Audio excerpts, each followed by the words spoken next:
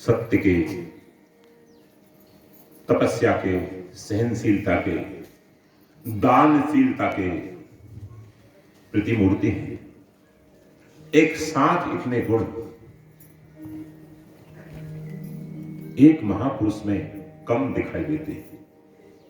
इतना उन्होंने सहन किया, इतनी तपस्या की, इतना त्याग किया और सत्य की निष्ठा गजब की है, कर्तव्य निष्ठा गजब की है, भक्ति गजब की है। इतनी सारी क्वालिटीज, इतना कॉम्बिनेशन एक साथ, बड़ा सुंदर बहुआयामी चरित्र है, मल्टी डायमेंशन कैरेक्टर है महाराज हरिश्चंद्र जी का। बोलिए हरिश्चंद्र महाराज की जय हो। अयोध्या के राजा हैं। एक बार वशिष्ठ जी स्वर्ग में बड़ा सम्मान पा रहे थे। महर्षि वशिष्ठ को देखा,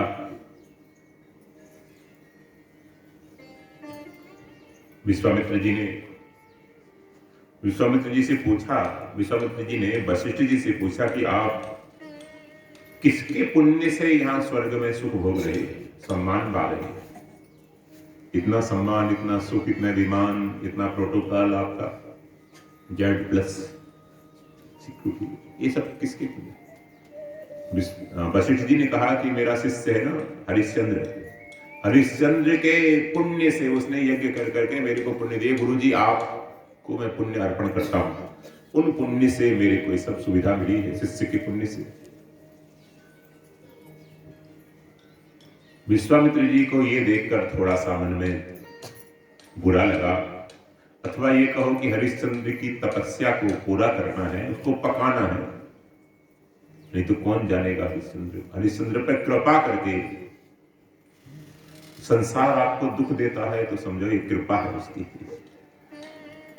अगर दुख ना दे तो आपका रास्ता रुक ही जाएगा, आप बिल्कुल एकदम आलसी हो जाएंगे। जो संसार थोड़ा थोड़ा आपको उंगली करता रहता है, टार्चर करता रहता है, तो इसके कारण से आप सन्मार्ग पर चलते रहते हैं। आपकी टेस्टिंग भी होती रहती है कि आप ऐसे धर्मात्मा हैं जो थोड़ी देर खटपट बंद हो जाए, आधा घंटे तो देख लो। इतने धर्मात्मा है आपकी डिगने वाले नहीं है, ऐसा ये साबित भी हो जाता है। परीक्षा होती है उस समय। हरिश्चंद्र के पास एक बार हरिश्चंद्र के राज्य में विश्वामित्र जी आए हैं। एक जंगली सूकर का रूप बनाकर, बाराह का रूप बनाकर आए और वो बाराह बगीचे को उजाड़ने लगा। जिस बगीचे से पूजा की सामग्री आती है, जिस बगीचे से ठाकुर जी के लिए फूल आते हैं, बिल्वपत्र आते हैं, फल आते हैं, उसको उजाड़ने लगा। राज की बगीचा है, वो ठाकुर जी के मंदिर का बगीचा है। सैनिकों ने भगाया लेकिन भागा नहीं।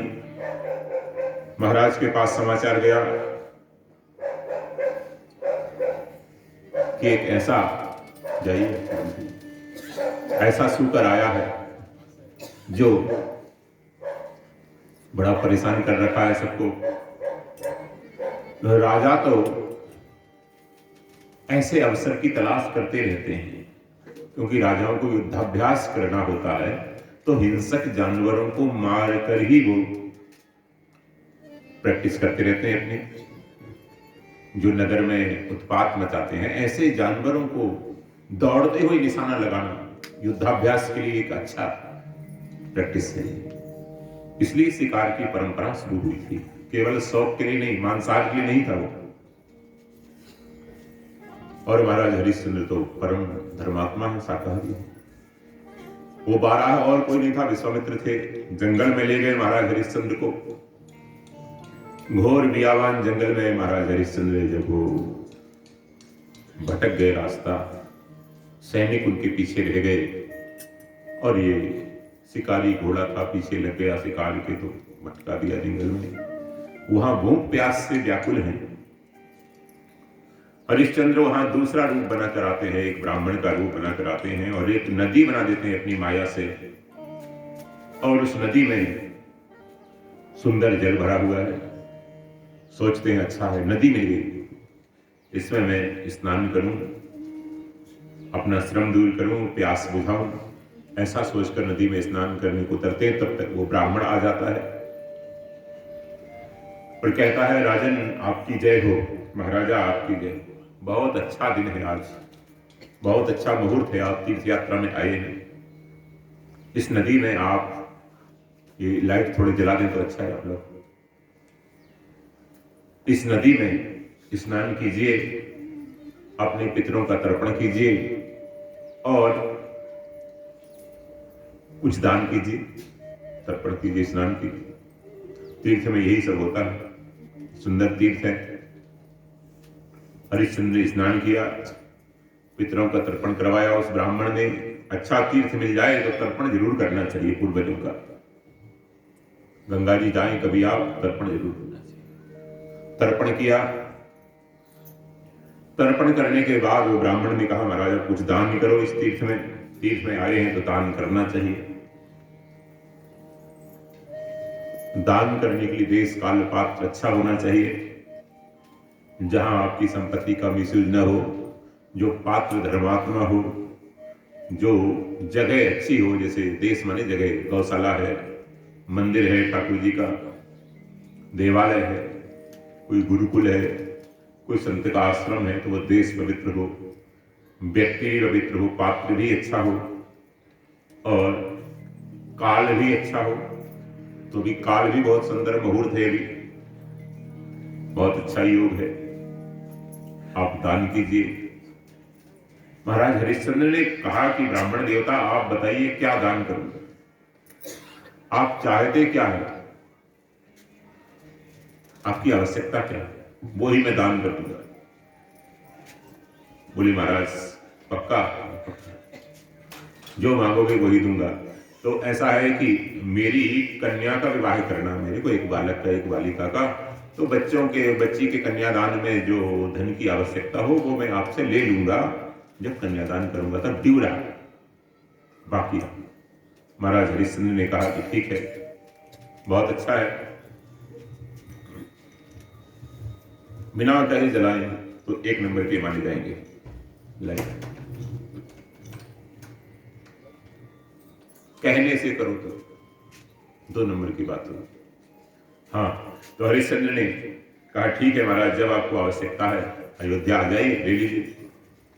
ये राम के पूर्वज हैं हरिश्चंद्र। कुछ दिन के बाद वो ब्राह्मण पहुंच गए अयोध्या। कहा महाराज अब आप दान दीजिए, बताइए ब्राह्मण कितने धन की आवश्यकता है आपको। बोले महाराज जो मांगूंगा दोगे। बोले हरिश्चंद्र कभी ना कहना नहीं जानता, ना बोलना जानता ही नहीं हरिश्चंद्र। तो महाराज आप मेरे को अपना राज्य दे दीजिए दान में, और उसके अनुकूल दक्षिणा भी दे दीजिए। एक दान होता है, एक दक्षिणा होती है।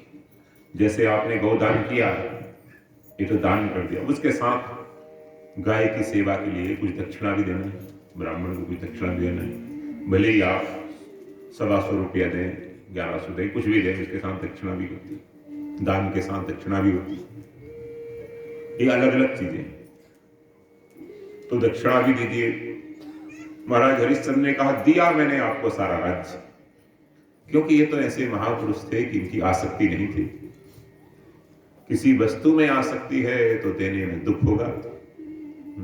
आपसे कोई झुमका मांग ले बरेली वाला राम प्यारी, और आपकी आसक्ति है बहुत मुश्किल से लिया, आप थोड़ी दोगे। बोले महाराज ये नहीं देंगे हम, ये तो आपको बिल्कुल नहीं देंगे, आप कुछ और ले लो हमसे।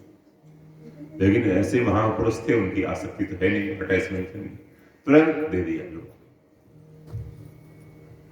सारा राज्य दे दिया संकल्प करके। और महाराज दक्षिणा भी दीजिए, और राज्य तो आपने दे दिया, इस समय से आप 1 पैसा नहीं ले सकते।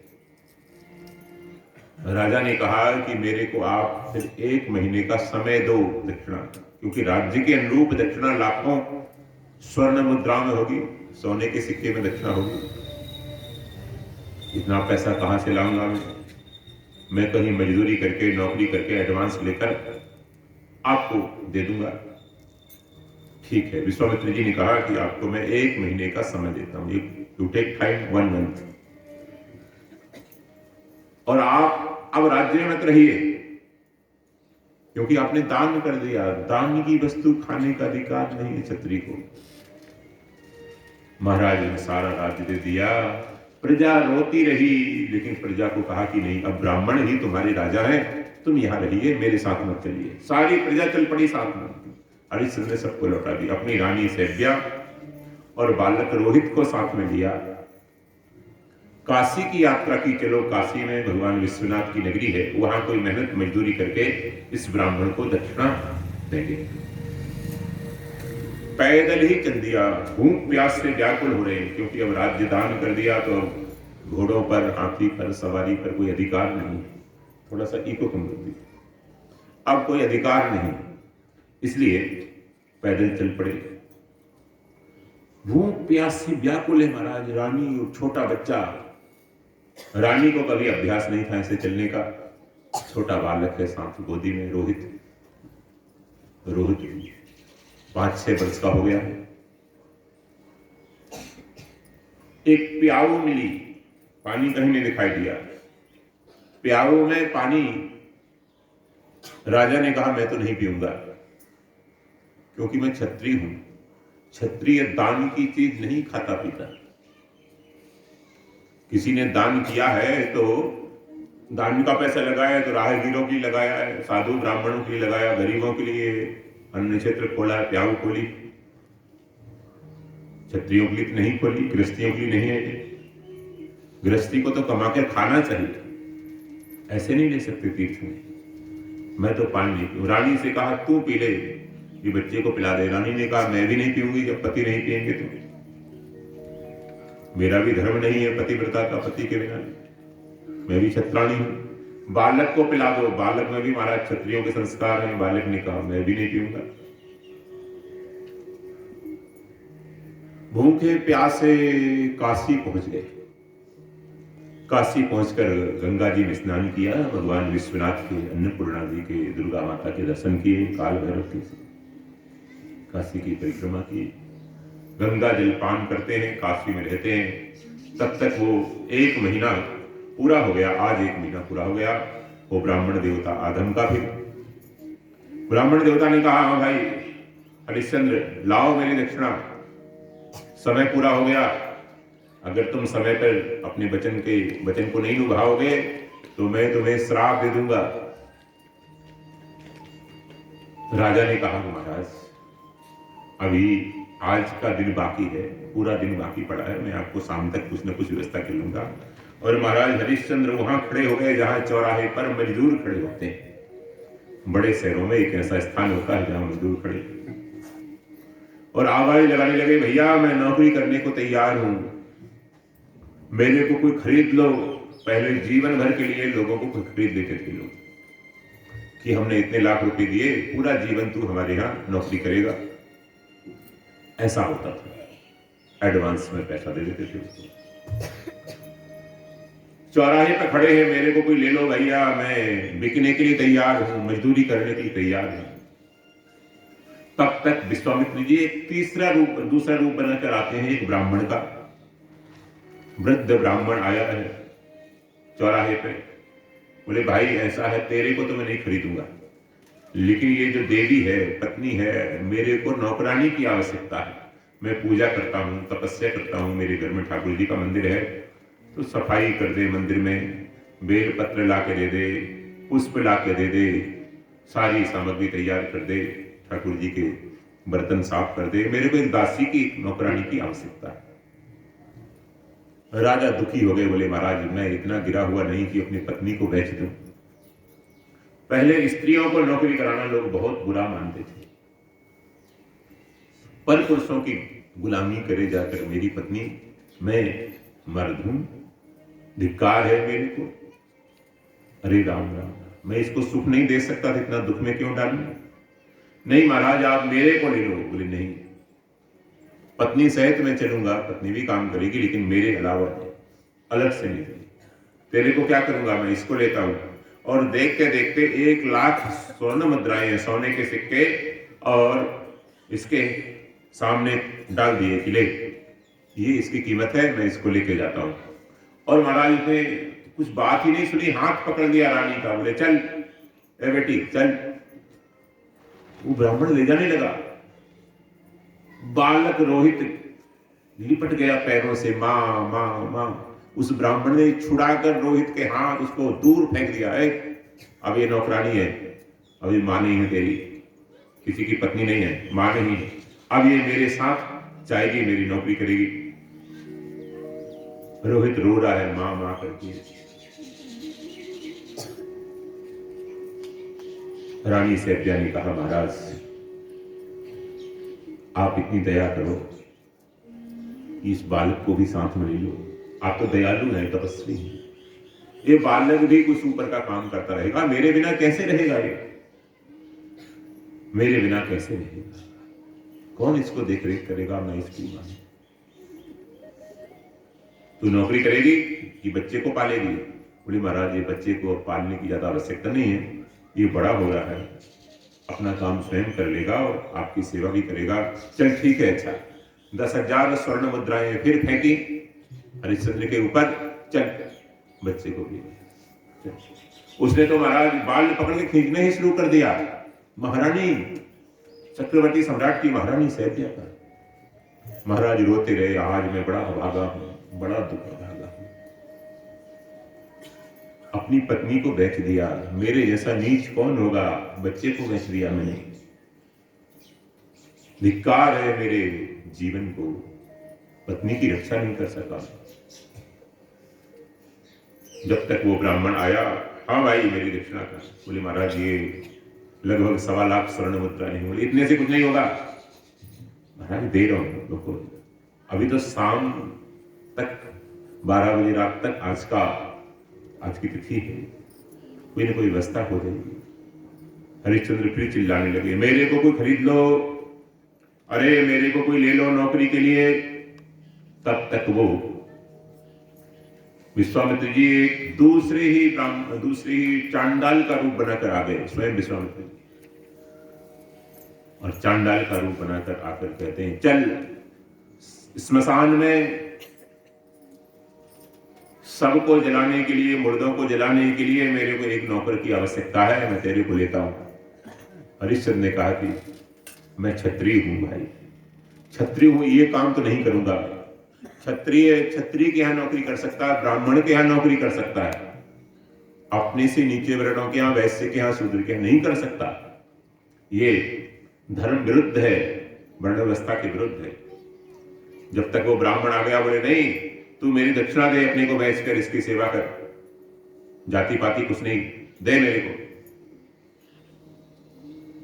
महाराज उस चांडाल ने तो 1,25,000 स्वर्ण मुद्राएं उस ब्राह्मण को देकर, जिसने अयोध्या का राज दिया, उसको देकर और हरिश्चंद्र को पकड़ लिया। बोले चल, बात ही नहीं सुनी, चल खरीद लिया मैंने तेरी, एक तरफा ले गया और बांध के डाल दिया। 4 दिन की भूखा रहेगा, नहीं तो कहीं भाग जाएगा। ये डंडे मार मार के उसको समझाया कि देख स्मशान में ले जाकर, शाम तक सारे कफन ले जाकर लाकर मेरे को देना है, और जितना टैक्स मिले ना मुर्दा जलाने का, वो सब ईमानदारी से लाके देना है, बेईमानी नहीं करना, नहीं तो फिर तेरे को मारूंगा।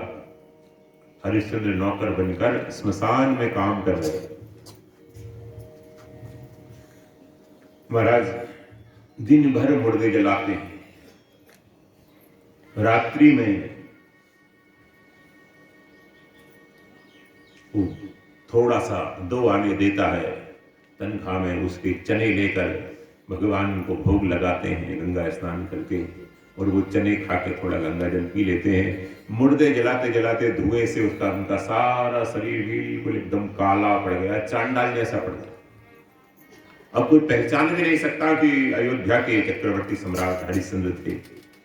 ऐसा उनका दुर्दशा हो गई, ऐसा रूप हो गया, लेकिन फिर भी अपना धर्म नहीं छोड़ा, धैर्य नहीं छोड़ा, तपस्या नहीं छोड़ी, भगवान की भक्ति नहीं छोड़ी।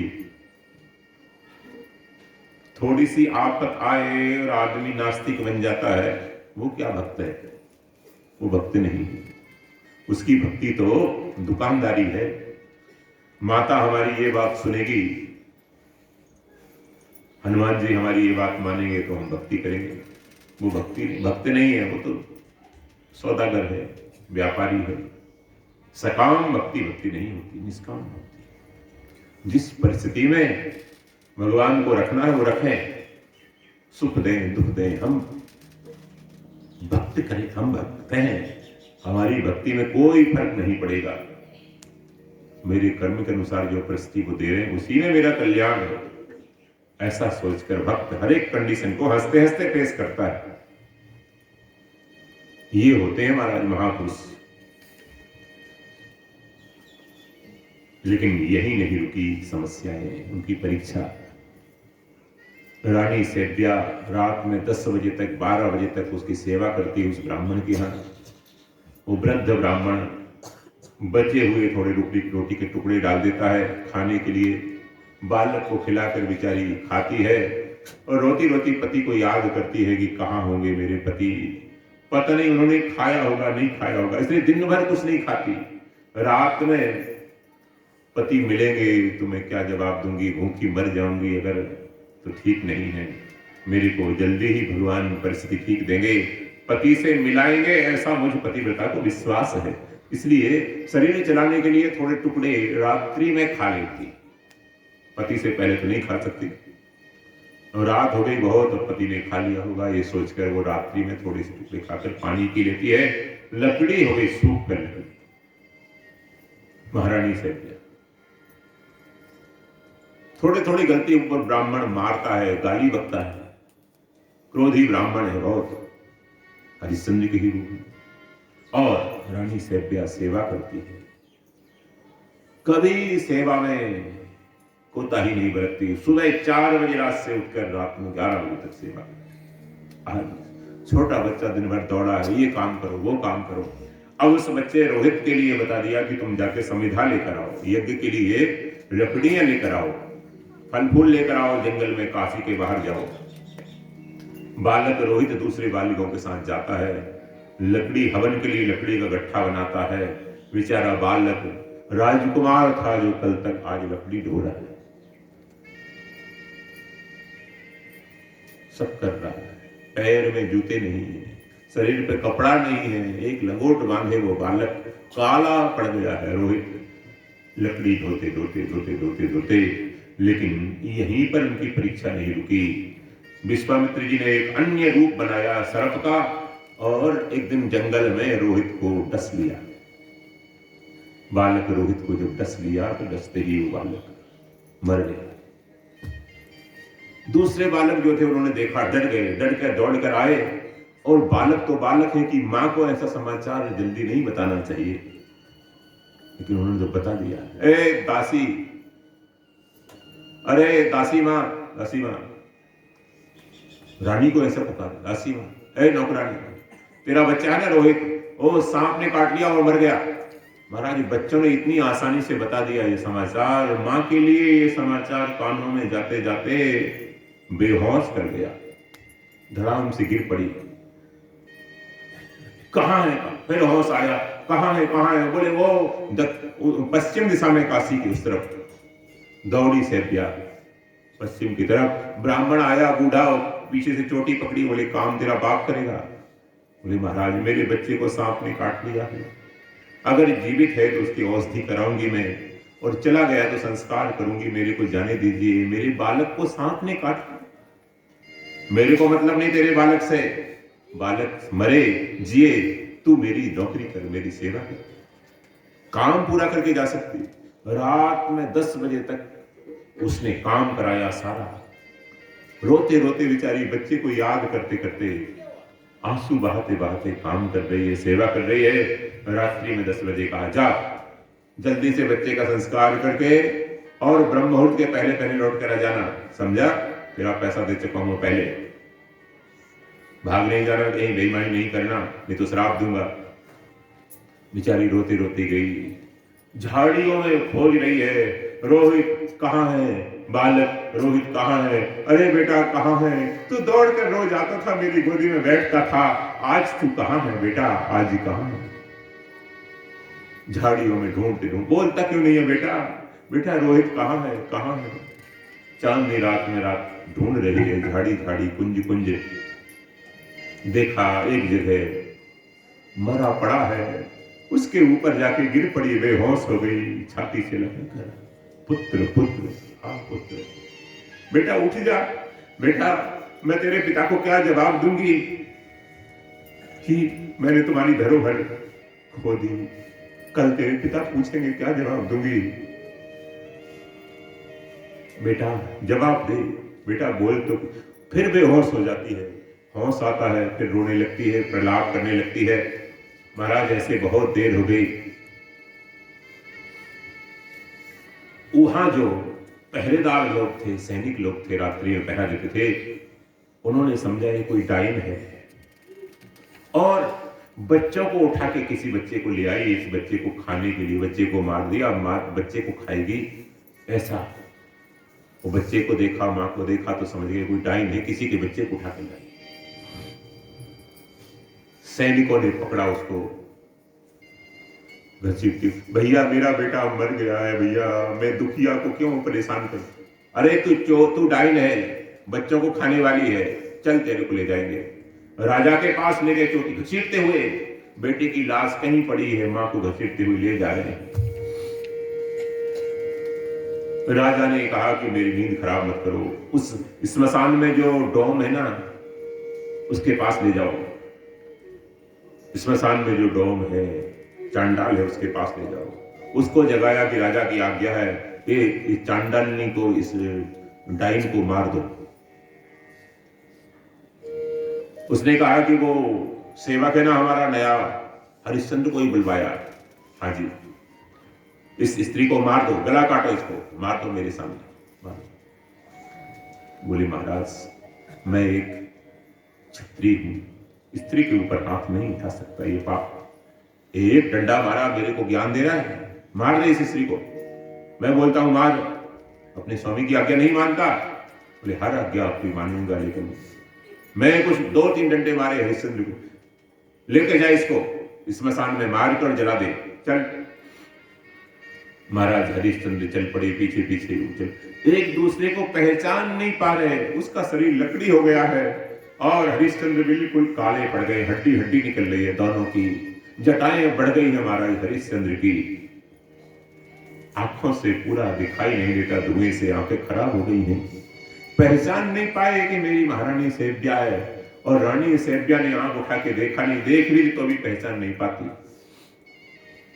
आवाज बदल गई, गला बिल्कुल भरभरा गया है, धुएं से फट गया है, ना तो आवाज पहचानी एक दूसरे की और ना शरीर को देखकर पहचाना। रात्रि में हरिश्चंद्र खड़े हैं धर्म संकट में, हाथ में फरसा लेकर खड़े हैं। स्त्री का वध करना महापाप है और स्वामी की आज्ञा ना मानना भी महापाप है, अपराध है, क्योंकि मैंने पैसे पहले ले लिए। मैं करूं तो क्या करूं हे भगवान, आज बड़ा धर्म संकट है मेरे सामने। स्वामी की आज्ञा ना मानूं तो नरक में जाऊंगा और स्त्री के ऊपर हाथ उठाता हूं तो नरक में जाऊंगा। महाराज हरिश्चंद्र ने हजारों दुष्टों को मारा है, लेकिन आज एक स्त्री के ऊपर कैसे हाथ चलाए, एक अबला के ऊपर कैसे हाथ चलाए? भले ये डाइन है, कुछ भी, मैं तो नहीं जानता क्यों, लेकिन क्यों स्त्री को मैं मारूं, ऐसा सोचकर महाराज हाथ उनका ऊपर नहीं उठ रहा, हाथ कांप रहा है, सोच रहे, कुछ बोल नहीं पाए। एक घड़ी बीत गई ऐसे ही सोचते सोचते। अंत में सेव्या ने कहा कि हे वीर, आपसे मैं एक प्रार्थना करती हूं, मैं डाइन नहीं हूं, मैं एक अभागी स्त्री हूं, मेरे बच्चे को सांप ने डस लिया है, वो मर गया है, ऐसा करिए, आपको तो मारना ही है, मैं बच्चे को उठा लाती हूं, बच्चे के साथ चिता पर बैठ जाऊंगी, आपको मारना भी नहीं पड़ेगा और मैं अब जीना नहीं चाहती, बहुत हो गया, अपने बच्चे की लाश को लेकर आ जाऊंगा। हरिश्चंद्र ने कहा तेरा क्या विश्वास, तू आ जाएगी? क्या विश्वास, तू टाइम नहीं है, तेरा क्या विश्वास, तेरा बच्चा मरा है। मैं सत्य की दुहाई देकर कहती हूं, सत्य की दुहाई देकर कहती, सत्य चला जाएगा मेरे जीवन से अगर मैं असत्य बोलूंगी तो। सत्य की बड़ी कीमत है, सत्य नहीं जाना चाहिए जीवन से, सब कुछ चला जाए, सत्य नहीं जाना चाहिए। यही मेरे पति ने किया, सत्य के लिए उन्होंने सब कुछ छोड़ दिया अपना राजपाट। हरिश्चंद्र पहचान नहीं पाए उनके गूढ़ वचन में। कहा तू अच्छा सत्य की दुहाई दे रही है तो जा, जल्दी से लेकर आ अपने बेटे को। बेटे को लेकर आई महाराज, चिता पर रख दिया बेटे को, चिता पर रखकर बैठ गई खुद गोदी में लेकर। हरिश्चंद्र सोच रहे कैसे आग लगाऊं, एक जिंदा नारी को जलाना मारना बराबर है। सेव्या रानी रो रही है, रोहित बेटा अब सब कुछ खत्म हो गया है, तुम्हारे पिता महाराज को मैं नहीं मिल पाऊंगी। बेटा तुम कल तक एक राजकुमार थे अयोध्या के, आज ये दशा है। कर्म की गति बड़ी गहन है, कितना ही बड़ा महापुरुष हो सबको भोगने प्रति जरूर कोई ना कोई मेरा महापाप रहा है, तभी तो आज ऐसी परिस्थिति के रूप में ये कर्म सामने आया है। इतना तो पक्का है कोई ना कोई पाप है मेरा, किसको दोष दें, मेरा ही कर्म है। हे महाराज आप जहां भी है मेरे को क्षमा कर देना, अब आपकी सेवा नहीं कर सकूंगी मैं, अब आपकी चरणों की दासी नहीं बन सकूंगी। आज मैं आपको छोड़कर बीच में ही संसार से जा रही हूं, अब और नहीं सहन कर सकती मैं, अब संसार से मैं जा रही हूं। आप जहां भी हैं हे आर्यपुत्र मेरे को क्षमा कर देना, हे आकाश मेरे शब्द पति तक पहुंचा देना। कितना दुर्भाग्य, कल तक मैं रानी थी, मेरे पति अयोध्या के राजा थे। बेटा उसकी लाश को कह रही, बेटा तू राजकुमार था और हालत ये है आज। कुछ चांडाल कहता है आग लगाने से पहले मेरे को कफन चाहिए, कफन कहां से दे? अपनी साड़ी को फाड़ा है एक पत्थर से और साड़ी को फाड़ कर दे दिया, लो कफन कर। कफन तो दे दिया तूने देवी, टैक्स भी लगेगा, यह का नियम है, टैक्स क्या दे सकती हूं मैं आपको? हे वीर आपको टैक्स क्या दूं, मेरे पास कुछ नहीं है, बच्चे की लाश के सिवा मुझे अभागिन के पास कुछ नहीं है।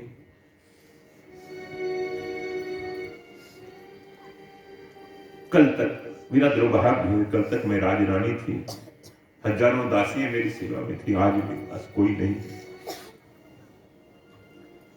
बार हरिश्चंद्र ने ध्यान दिया कि बार बार अयोध्या, बार बार आर्यपुत्र, ये तो मेरी पत्नी सेव्या बोलती थी आर्यपुत्र, अयोध्या का नाम ले रही है, रोहित का नाम ले रही है, आर्यपुत्र बोल रही है, अयोध्या नरेश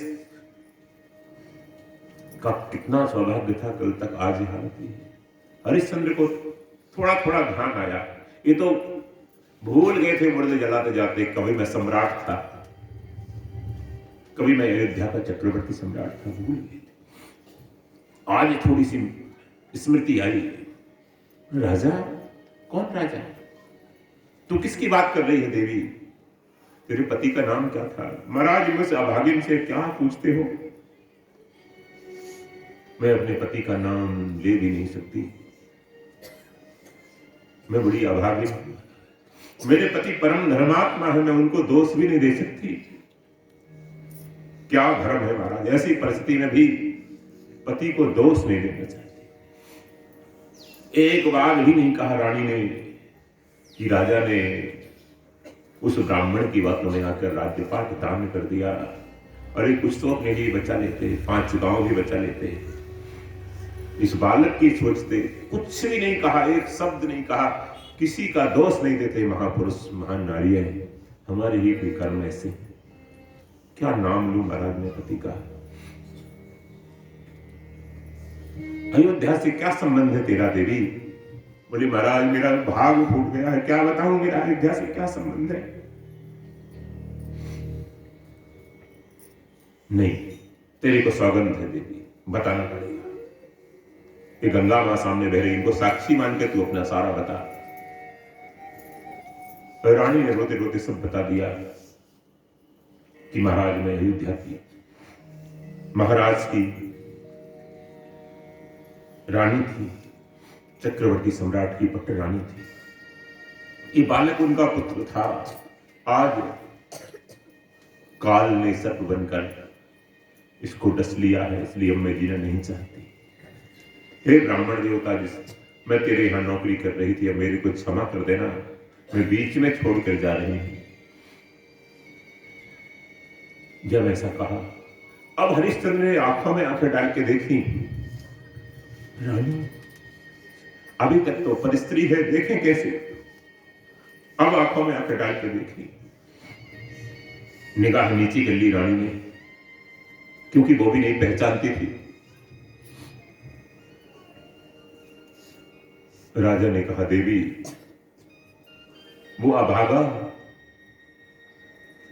इस परिस्थिति में तुम्हें लाने वाला और कोई नहीं है, वो पापी मैं ही। फिर भी महाराज उसने कैसे पास में आए, कैसे बात करे, क्योंकि जब तक पक्का न हो, हरिश्चंद्र का इतना रूप बदल गया था, पहचान में नहीं आई। जब उसने पुरानी बातें बताई, पक्का विश्वास कर दिया, एकांत की बातें बताई कि मैं ही हरिश्चंद्र हूं, महाराज चिता से कूद के चरणों में गिर गई। महाराज हरिश्चंद्र ने उठा के हृदय से लगा लिया, रानी लेकिन अब तू अकेली नहीं जाएगी, जब बालक नहीं रहा, तू भी चाह रही है तो मैं क्या करूंगा। मैं इस आशा से नौकरी कर रहा था, कभी न कभी तुम लोग मिलोगे मेरे को, और आज जब देवी ने ऐसा निष्ठुर खेल खेला है तो मैं भी जी के क्या करूंगा। ऐसा करता हूं, तू बैठ, बालक को लेकर चिता पर मैं आग लगाकर मैं भी चढ़ जाता हूं। हरिश्चंद्र सबको क्षमा याचना करके, मनी मनुष्य चांडाल से क्षमा मांगकर, भगवान विश्वनाथ को प्रणाम करके, मानसिक रूप से वहीं से परिक्रमा करके, पुनः गंगा में स्नान करके बालक के रोहित के शरीर को स्नान कराया है, मृत शरीर को, और आग लगाकर जैसे चिता में बैठे हैं वैसे ही परीक्षा पूरी हो गई। स्वर्ग से अमृत बरसने लगा, आग बुझ गई है, और महाराज हरिश्चंद्र का जो पुत्र है रोहित तो जीवित हो जाता है अमृत वर्षा से। महाराज का शरीर बिल्कुल सुंदर हो जाता है, और रानी सैब्या एकदम जैसे घर से आई है रानी वैसी हो। सारे देवता उपस्थित हो गए, विश्वामित्र जी भी आ गए वहां पर। विश्वामित्र जी ने कहा कि अब इंद्र भी आ गया। इंद्र ने कहा कि तुम स्वर्ग में चलो। ऐसी तपस्या, ऐसी सत्यनिष्ठा, ऐसी सहनशीलता, ऐसा धर्मनिष्ठा, कर्तव्य पारायणता, इतनी विनम्रता, इतनी सद्गुण, हर परिस्थिति में भगवत विश्वास बढ़ता ही गया, ऐसी भक्ति, सब देवी गुण है। आप स्वर्ग में चलो महाराज इसी शरीर सहित।